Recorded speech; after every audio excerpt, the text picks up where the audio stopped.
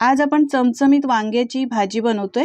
तुमच्या घरी जर वांग्याची भाजी खात नसतील तर एकदा त्यांना या पद्धतीने बनवून खाऊ तर घाला। माझी 100% खात्री आहे नेहमी अशीच करून घाल बोलतील आणि चाटून फुसून मागून मागून खातील। चवीला एकदम भारी भाजी आहे, साधी सिंपल पण चव एकदम भन्नाट। चला तर करायला घेऊया। यासाठी आपल्याला एक मसाला बनवायचा आहे। 1 वाटी किसलेलं सुकं खोबरं, अर्धी वाटी शेंगदाणे, 1 चमचा तीळ घेतले, आलं घेतलेलं आहे, 1 इंच आल्याचा तुकडा आणि 5-6 लसणाच्या पाकळ्या। तेल घालायचं आहे, गॅसची फ्लेम चालू करायची आहे आणि आपल्याला हा मसाला छान असा खमंग सुगंध येईपर्यंत, याचा कच्चेपणा जाईपर्यंत चांगला स्लो फ्लेमवर परतून घ्यायचा आहे। मस्त असा मसाला भाजत आलेला आहे। हे बघा, सुगंध सुद्धा छान येतोय। मसाला जेवढा चांगला भाजाल तेवढ्या भाजीला चव छान येते। मसाला चांगला भाजून घेतलाय, सोनेरी रंग आलेला आहे। हे बघा, असा भाजून घ्यायचा। यानंतर काढून घ्यायचा आहे आणि पूर्णपणे थंड करून घ्यायचा आहे। मसाला मी काढून घेतलाय, थंड केल्यावर मिक्सरच्या भांड्यामध्ये सुद्धा मी काढून घेतलाय। यामध्ये आता काही मसाले घालूया। अर्धा चमचा लहान, अर्धा चमचा आणि 1 मोठा चमचा हळद, 1 चमचा धणे आणि जिरे पावडर, 1 चमचा मोठा कांदा लसूण मसाला, लहान चमचा म्हणाल तर 2 चमचे कांदा लसूण मसाला, अर्धा चमचा हा गरम मसाला घातलाय आणि याला छान अशी चव येण्यासाठी लहान अर्धा चमचा आमचूर पावडर घातली आहे। तुमच्याकडे आमचूर पावडर नसेल तर चिंच किंवा लिंबाचा रस घालू शकता। टेस्ट बॅलन्स होण्यासाठी इथे मी लहान 1 चमचा साखर आणि चवीप्रमाणे मीठ घातलेलं आहे। आता यामध्ये अजिबात पाणी घालायचं नाही, कोथिंबीर घालून जाडसर वाटून घ्यायचं आहे। आपण सगळे मसाले यामध्येच घातले, त्यामुळे नंतर आपल्याला मसाले एक्स्ट्रा घालायची काही गरज पडणार नाही। हे बघा, मस्त असं जाडसर वाटण करून घेतलेलं आहे। मस्त असा या मसाल्याचा सुगंध येतो। एका बाउलमध्ये काढून घेऊया। सगळं वाटण काढून घेतलेलं आहे। यानंतर आता आपल्याला याला बाइंडिंग येण्यासाठी घालायचं आहे 1 चमचा भरून तेल। तेल घातल्यानंतर सगळं व्यवस्थित परत एकदा मिक्स करून घ्यायचं। मंडळी, तुम्हाला माझी जर रेसिपी आवडत असेल तर एक लाईक करायला विसरू नका आणि तुम्ही कुठून ही रेसिपी पाहता हे सुद्धा मला कमेंटमध्ये नक्की सांगा, म्हणजे मी तुमचे आभार मानू शकीन। मसाल्यात तेल घालून व्यवस्थित असं मिक्स केलं। हे बघा, छान असं बाइंडिंग आलेलं आहे।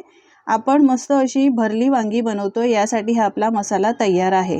भरली वांगी बनवण्यासाठी इथे मीडियम आकाराची मी 4 वांगी घेतलेली आहेत। तुम्ही एकदम लहान वांगी येतात ना, ती घेतली तरी सुद्धा चालेल। काटेरी वांगी आहेत, पाण्याने चांगली धुवून घ्यायची आहेत। हे बघा, छान अशी काटेरी वांगी आहेत। सगळी वांगी मी अशी धुवून घेतलेली आहेत। यानंतर फुसून घ्यायची। भरली वांगी बनवतोय यासाठी चांगली वांगी फुसून घ्यायची, म्हणजे मसाला यामध्ये व्यवस्थित स्टफ करता येतो, भरता येतो, ओलसरपणा याला येत नाही। सगळी वांगी धुवून पुसून घेतलेली आहेत। यानंतर आपण याचं जे वरचं साल असतं ना, ते काढून टाकायचं आणि याला काटे असतील तर ते सुद्धा काढून टाकायचे।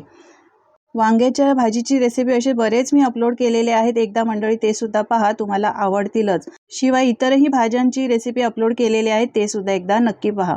याचा देठ थोडा कापून घेतला। यानंतर याला मधून असे 4 काप द्यायचे आहेत। पूर्णपणे एकदम देठापर्यंत कापायचे नाहीत, मसाला भरता येईल इतपत आपल्याला कापून घ्यायचं आहे। हे बघा, दुसरं वांग सुद्धा असंच कापून घेतलं। या पद्धतीने असे हे कापून घ्यायचे। सगळीच वांगी अशी कापून घ्यायची आहेत।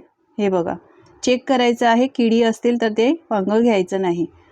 एकदम टोकापर्यंत कापायचं नाही, नाही तर मसाला भरताना वांगी तुटतील। हे बघा, या पद्धतीने अशी 4ही वांगी मी अशी काप देऊन घेतलेली आहेत। आता यामध्ये मसाला भरूया। तर प्रत्येक वांगीमध्ये आपल्याला मसाला भरायचा आहे, चांगला दाबून दाबून छान असा। तुम्ही कशी बनवता मंडळी भरली वांगी मला कमेंट करून सांगा तुमची रेसिपी, म्हणजे मी तुमच्या पद्धतीने सुद्धा बनवण्याचा प्रयत्न करीन। मसाला व्यवस्थित हळूपणे भरून घ्यायचा आहे। हे बघा, असा जास्त जोर द्यायचा नाही त्या मसाला भरताना, नाही तर वांग्याचे आजूबाजूचे काप आहेत ते तुटतील। व्यवस्थित असा मसाला वांग्यामध्ये भरायचा आहे। हे बघा, दुसरं वांग सुद्धा आपला मसाला भरून तयार झालेला आहे। याच पद्धतीने बाकीची वांगी सुद्धा भरून घ्यायची। छान अशी कोवळी वांगी आहेत, बिया नाहीत यामध्ये। शिवाय काटेरी वांगी आहेत, गावरान वांगी आहेत, चवीला खूप छान लागतात। सगळी वांगी भरून घेतलेली आहेत मसाला, आणि उरलेला मसाला आहे तो आपण त्याचा वापर नंतर करणार आहोत। चला तर भाजी करायला घेऊयात। यासाठी कढईमध्ये 3 ते 4 चमचे तेल घालायचं आहे। वांग्याची भाजी बनवतोय, याला थोडंसं तेल जास्तच लागतं, कारण आपण मस्त अशी भरली वांगी बनवतोय। तेल चांगलं गरम झाल्यावर 1 चमचा जिरं घालायचं। यानंतर घालूया एक बारीक चिरून घेतलेला कांदा। आता घालूया यामध्ये कढीपत्ता आणि हिंग। हिंगाचा वापर सुद्धा नक्की करा, कारण कोणाकोणाला वांगी पचत नाही, यासाठी हिंगाचा वापर करायचा। छान असं मिक्स करून घ्यायचं आहे, कांदा चांगला शिजेपर्यंत, कच्चेपणा जाईपर्यंत। व्यवस्थित सगळं हे बघा मिक्स करून घेतलेलं आहे। आता मसाला भरून ठेवलेली वांगी सगळी यामध्ये घालायची। वांगी घातल्यानंतर एकदम स्लो फ्लेमवर आपल्याला ही वांगी चांगली मिक्स करून घ्यायची आहे या तेलामध्येच। हे बघा थोडासा हलका याचा रंग बदलेपर्यंत, जसजसं तेलात मिक्स करत जाऊ तसतसं याचा रंग बदलायला लागतो। हे बघा थोडासा वेगळा रंग यायला लागतो। छान असं मिक्स करून घेतलेला आहे तेलामध्ये। आता जो आपला मसाला राहिला होता ना, तो मसाला सुद्धा यामध्ये घालायचा। मसाला घातल्यावर व्यवस्थित मिक्स करून घ्यायचा आहे, म्हणजे तो मसाला सुद्धा छान तेलामध्ये परतला जाईल। व्यवस्थित असं मिक्स केल्यानंतर आपल्याला यामध्ये घालायचं आहे पाणी। तर पाणी घालताना गरम पाण्याचा वापर करायचा आहे, म्हणजे याला तर्री सुद्धा खूप छान येते। यानंतर मी जे मसाला काढला होता ना वाटणाचा, त्यामध्ये थोडंसं मसाला होता, तर थोडं अगदी पाणी घातलेलं आहे आणि ते पाणी यामध्ये घातलं आहे। मिक्स करून घेऊया। आता यामध्ये काही आपल्याला वेगळे मसाले असे घालायची गरज नाही। पाहू शकता मस्त अशी गरम पाण्यामुळे तर्री आलेली आहे। झाकण ठेवूया आणि एकदम स्लो फ्लेमवर आपण ही भाजी आता शिजवून घेऊया। 5 ते 7 मिनिटात वांगीची भाजी शिजून तयार झालेली आहे। वांगी शिजायला जास्त वेळ लागत नाही, पटकन शिजते। तर हे पहा मस्त अशी तर्रीदार आपली भरली मसाला वांगी तयार आहे। भरपूर बारीक चिरलेली कोथिंबीर घालायची। आपण जे वाटण बनवलं आहे त्या वाटणामुळे या भाजीला इतका मस्त असा सुगंध येतोय। शिवाय ही भाजी इतकी मस्त झणझणीत झाली आहे ना, याला पाहू शकता। याला तर्री खूप मस्त आलेली आहे। याची ग्रेव्ही मसाला सुद्धा खूप छान झालेला आहे।